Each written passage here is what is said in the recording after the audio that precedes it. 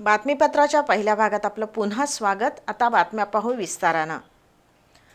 मराठा समाजाच्या आरक्षणाचा प्रश्न अजूनही कायम आहे। त्यामुळे शिक्षण, नोकरी किंवा वसतिगृह प्रवेश अशा अनेक बाबतीत मराठा विद्यार्थ्यांना सवलत मिळत नाही। या पार्श्वभूमीवर मुख्यमंत्री देवेंद्र फडणवीस यांनी आज मराठा समाजासाठी दिलासादायक निर्णय जाहीर केलाय। त्यातून ओबीसी समाजाला मिळणाऱ्या 8 प्रकारच्या सवलती आता मराठा समाजातील विद्यार्थ्यांनाही मिळणार आहेत। मराठा समाजासाठी फडणवीस सरकारनं आज एक मोठा निर्णय जाहीर केलाय। मराठा समाजाला आता ओबीसींप्रमाणे सवलती आणि सोयीसुविधा मिळणार असून एकूण 8 योजनांचा लाभ मिळणार आहे। गेल्या अनेक वर्षांपासून मराठा समाज आरक्षणाची मागणी करतोय।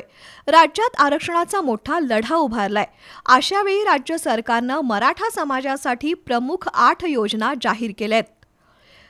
शालांतर परीक्षोत्तर शिष्यवृत्ती योजना, मोटार वाहन चालक आणि वाहक प्रशिक्षण योजना, माध्यमिक आणि उच्च माध्यमिक वर्गातील विद्यार्थ्यांना लागू असलेली शिष्यवृत्ती योजना, विद्यार्थ्यांना लागू असलेल्या इतर 16 बाबींबाबतची प्रतिपूर्ती करण्याबाबतची योजना, शिवाय मराठा राज्यातील रहिवासी असणारे आणि परराज्यात अनुदानित किंवा विना अनुदानित व्यावसायिक अभ्यासक्रमासाठी प्रवेश घेतलेल्या उमेदवारांसाठी लागू असलेली योजना, ओबीसी विद्यार्थ्यांना मिळणाऱ्या शैक्षणिक सवलती आणि सोयीसुविधा, ओबीसी विद्यार्थ्यांनी केंद्रीभूत प्रवेश प्रक्रिया पूर्ण झाल्यानंतर रिक्त राहिलेल्या जागांवर संस्था स्तरावर प्रवेश घेतलेल्या इतर मागास वर्ग प्रवर्गातील विद्यार्थ्यांप्रमाणे मराठा समाजातील विद्यार्थ्यांना देखील शैक्षणिक सवलती लागू करण्यात येणार आहेत।